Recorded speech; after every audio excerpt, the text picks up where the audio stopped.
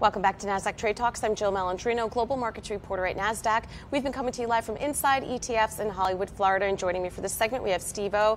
He's the head of Nasdaq ETF Listings and Product. And we're going to tackle major trends that he's seeing in the ETF industry, geographical growth, non-transparent's been a hot topic, and we'll also discuss fees as well. Steve, great to have you with us as always. This is your conference. This is your Super Bowl.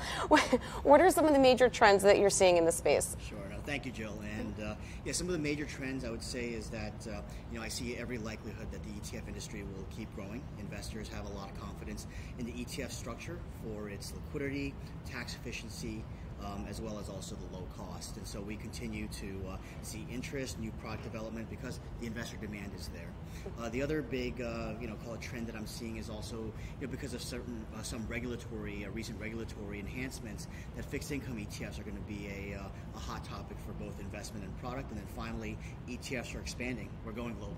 Yeah, oh, absolutely, for sure. And that's what I wanted to ask you, geographical areas that are going to see growth. U.S., of course, there's going to be growth in that market. Outside of that, globally, where's the opportunity? Sure. I mean, I think that we're seeing trends that Europe and Asia are signs that the trends are very similar. Call it Europe being a few years behind the U.S. markets, Asia as well, maybe being a few years behind Asia. So we're actually kind of seeing some of the same playbooks, which is a greater adoption of ETFs as investors see that value proposition in Europe, and then Asia as well is really starting to see that value proposition as investors are looking to diversify their portfolios and use ETFs for their advantages. All right, newly approved semi-transparent ETFs. How's it been received by the industry? Sure, and it's getting a lot of press. People are very excited.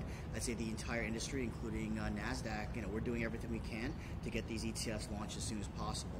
I'm foreseeing that we'll see the first few products before the first half of the year, and and really depending on how those go, and then other interests as well, and the market environment, that we should see newer products come in across all of 2020. Do you expect more pressure on fees?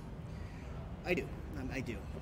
That at least for the larger core type products, the S&P 500, the Nasdaq 100 type ETFs, that you're going to see that fee compression, but I'm not sure if there's going to be much more room to grow, to go lower.